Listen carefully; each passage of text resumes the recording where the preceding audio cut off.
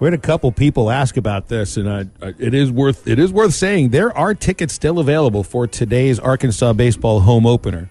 I'm not sure how many are still left. I think Saturday was a sellout, and tomorrow, as far as I understand, still some tickets available. So make sure you get a hold of the Razorback box office, or everything's virtual now, so just do it on the Razorback website. You can follow the links to the ticketing office. And it's just a beautiful day. It's going to be, the skies are mostly clear. I don't think it's going to be very warm, like high of 52, 53 or something, but you'll be out in the sun and still some tickets and watch this team play some baseball. I can't wait to get it going. Bob Holt's on hold with us here from the Democrat-Gazette, outstanding sports writer and our good friend. Bob, how's your Thursday going? How are you guys doing? I couldn't be any better because I'm watching the guys water the field. And I love the routine to watch the groundskeepers get a baseball field ready. I guess that makes me a little bit weird. It's like watching the basketball guys like dust the floor. I don't think it's not quite as romantic as watering the baseball field, is it, Bob?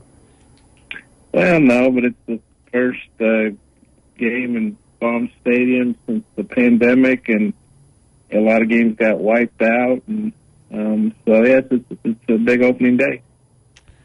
Gosh, and I hadn't even thought of it that way because I have come here for fall series and a couple of scrimmages. But for anybody that shows up here as a fan, like this is going to be their first time since the pandemic.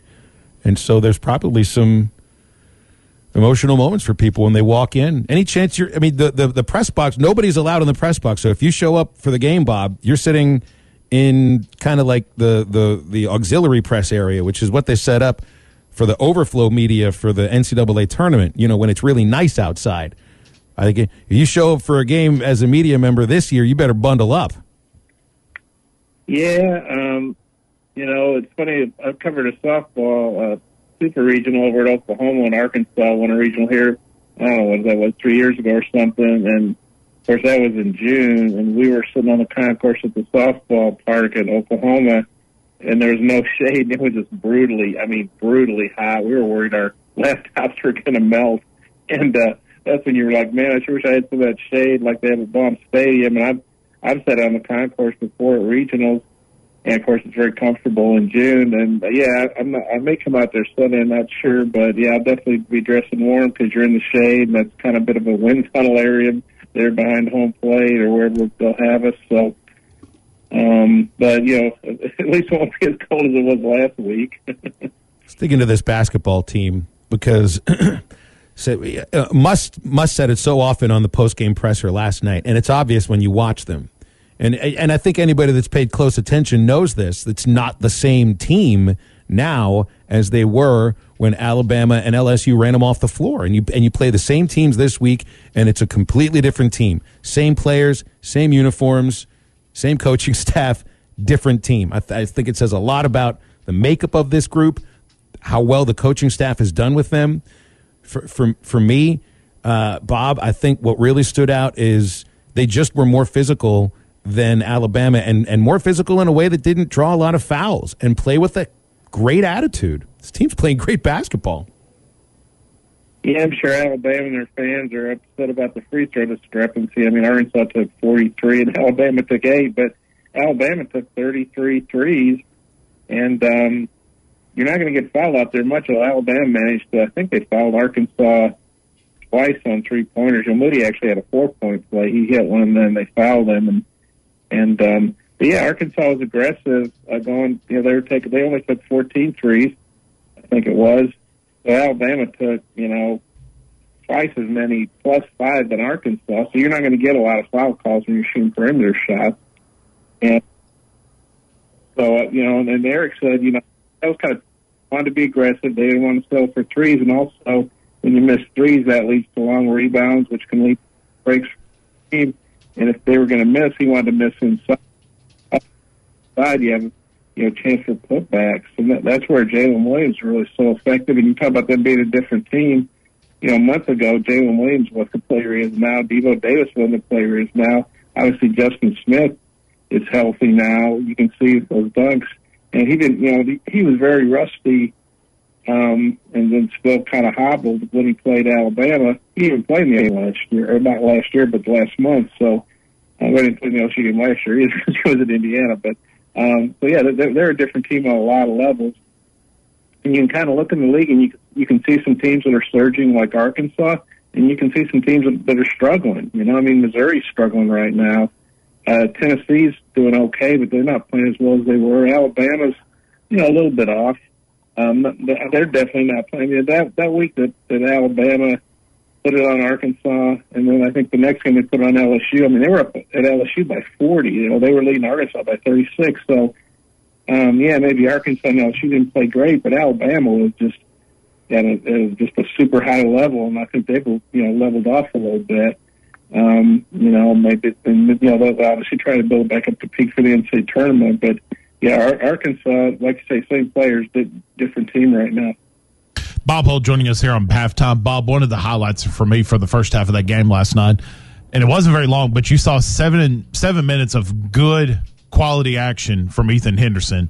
And especially when a couple guys got in foul trouble, you saw Devo getting a little bit of foul trouble, and you could tell that sort of a game last night did not fit Connor Vanover's play style, only resulting in 9 minutes. So, in your estimation, how crucial was that 7 minutes from Ethan Henderson last night? Yeah, that was big because he's a guy that doesn't get to play much. You really have to commend Ethan for keeping a good attitude, staying ready. I mean, you can say, well, you never know when you're going to get called on. You always got to be ready, or one play away or whatever from being in. But when you don't get to play a lot, especially in the SEC games, I can see where you'd get kind of stale over there on the bench. But he came in and he had a blocked shot and a couple of rebounds, scored inside, was very active. He's a guy that brings a lot of energy. And so, he's enthusiastic over there on the bench when he isn't playing, And I think you have to commend Ethan. He's a junior. I'm sure he'd like to play more minutes. They all would, but when they called on him, and they needed him, he really came through. I mean, people might look at the box score and not be that impressed, but if you were there, you saw the way he was playing and what he brought to the table for him, and that was a key. He definitely played a key role. He gave him some really good minutes there at the end of the half. Do you think Arkansas, with this win last night, got their way to a potential? I think a lot of people were saying it was about a 6 or 7 seed. Do you think they might have got a 5 seed out of this win, or is there still work to be done to try to get even higher into the NCAA tournament? Well, yeah, I think there's always work to be done. I noticed, this is before the game, that ESPN and the Sporting News both had Arkansas as a 6 seed. Now, I don't know if those guys know what they're talking about or not in this thing. It's just like the net. It's constant, like every day it changes. But if they can beat LSU, that would be another really big win, because LSU's had their ups and downs, but LSU's a really talented team. They're a very good team. And then if they could go to South Carolina and win, that'd be a solid road win. And then you assume they'll play somebody on Saturday. I know they're upset that A&M more or less cancels on them twice.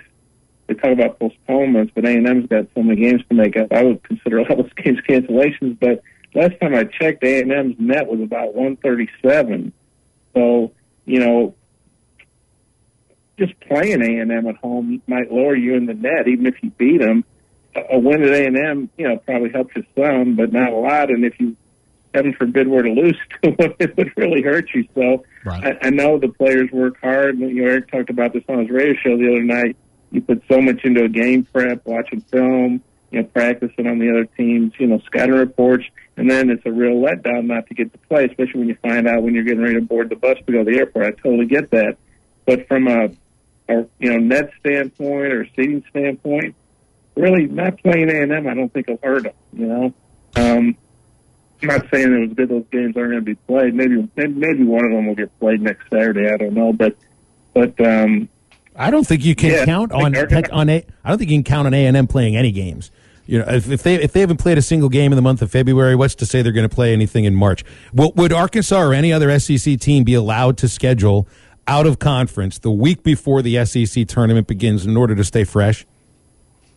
I think they would be. I know Arkansas had permission, to try to schedule a non-conference game last Saturday. They didn't really have time. And Eric said something interesting at the game last night that he told the players, hey, A&M just canceled. I'm going to go upstairs, and he and Anthony Ruda, who their operations guy, who one of his primary responsibilities is schedule. We're going to make some calls, see who we can get. And Eric said that Justin Smith, who, even though he's only been there 1 year, he's a graduate senior, team leader, came to him about 20 minutes later and said, "Hey, Coach, if we can't schedule somebody really good, somebody's going to win their conference, we don't want to play a game. We just want to start getting ready for Alabama." And Eric said he was a little surprised because he just figured, hey, players want to play, but he thought that was really a mature approach.